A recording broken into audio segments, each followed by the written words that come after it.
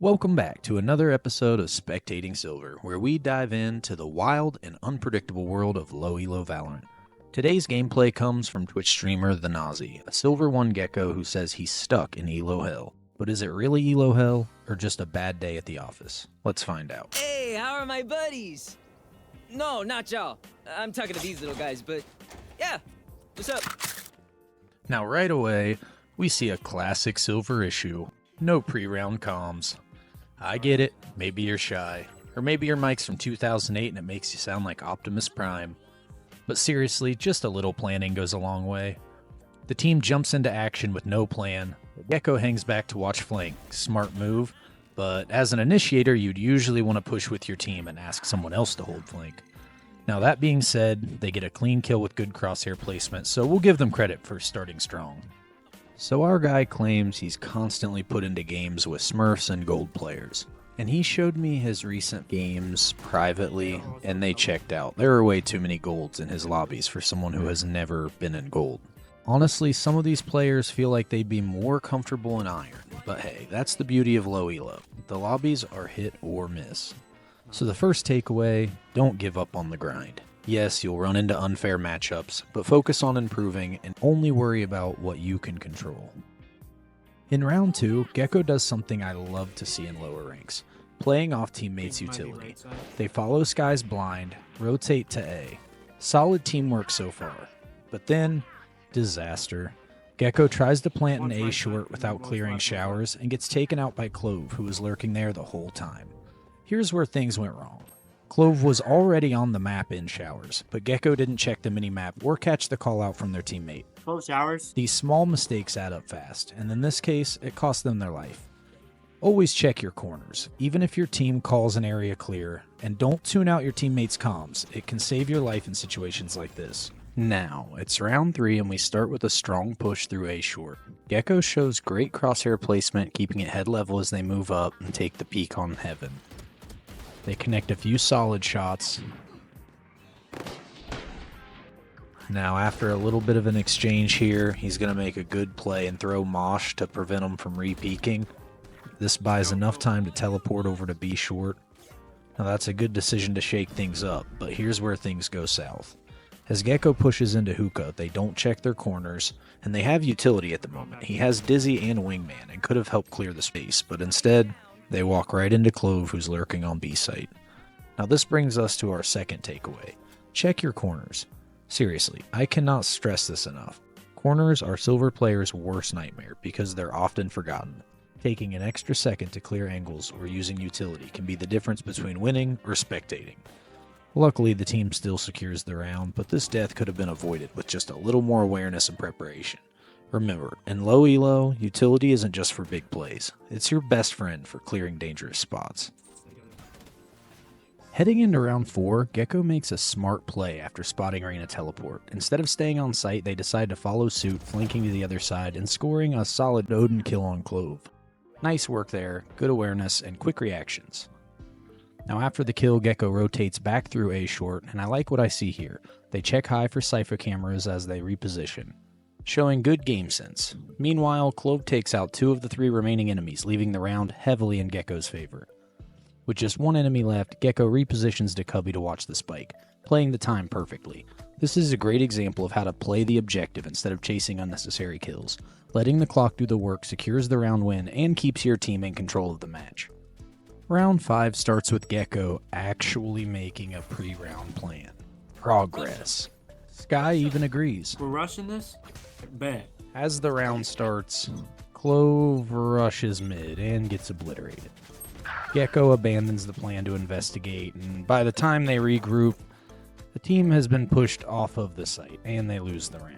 Now the lesson here, stick to the plan, even if things go wrong. Abandoning strategy mid-round is a one-way ticket to disaster. Now on to round 6, and here we see a solid start from Gecko. They push through A short with their team, and they send out Wingman to plant the spike. This is a textbook example of how initiator utility can secure site control early in the round, letting Gecko make a clean entry into lamps without having to take any gunfights. He plays it right. Mosh goes out first to clear space, followed by Dizzy to set up an aggressive swing. This is exactly how you should be using initiator utility. And here's where Valorant does, well, Valorant things. Thankfully, the rest of the team holds their ground, playing off Spike and capitalizing on enemy mistakes. The bomb ticks away, and they secure the round win, showcasing once again the importance of prioritizing the objective. The key takeaway here is this. Confidence is great, but too much aggression can backfire quickly. Gecko had some solid plays in this match, but there were moments where pushing too deep or taking unnecessary fights cost them. Instead of chasing kills, focus on playing with your team and using utility to create safer opportunities. Alright, round 7 kicks off, and this is where Gecko starts to show some strong utility usage. It's a great setup as Sky follows through on the play, capitalizing on the stun to secure the kill. This is the kind of teamwork we love to see, followed by a not so great pop flash by Sky. Now that makes Gecko have to wait to push sight. Sky should have thrown the blind further into sight to avoid blinding their teammate, but once Gecko does push sight, they throw Wingman down, but push past Wingman without using any extra utility, setting up Cypher with the easy kill. Alright, before we dive into round 10, let's talk about something important. The 20-20-60 rule. If you've ever felt like you aren't doing enough for your team, here's a reminder. 20% of your games are free wins. You get carried or the enemy team just can't keep up. 20% of your games are practically unwinnable. Stacked opponents, bad matchmaking, or teammates who just don't cooperate. Now, the remaining 60%, that's where you make the difference. So don't beat yourself up if you're not popping off every single game. Focus on improving in those 60% of games and you will see results over time. Now back to round 10. Gecko starts by carefully pushing into lamps with solid crosshair placement, keeping an eye on backside A. Moving methodically to avoid getting caught by lurking enemies. This kind of slow, deliberate play is exactly what you want to see in low elo. It minimizes risks while maintaining control of sight.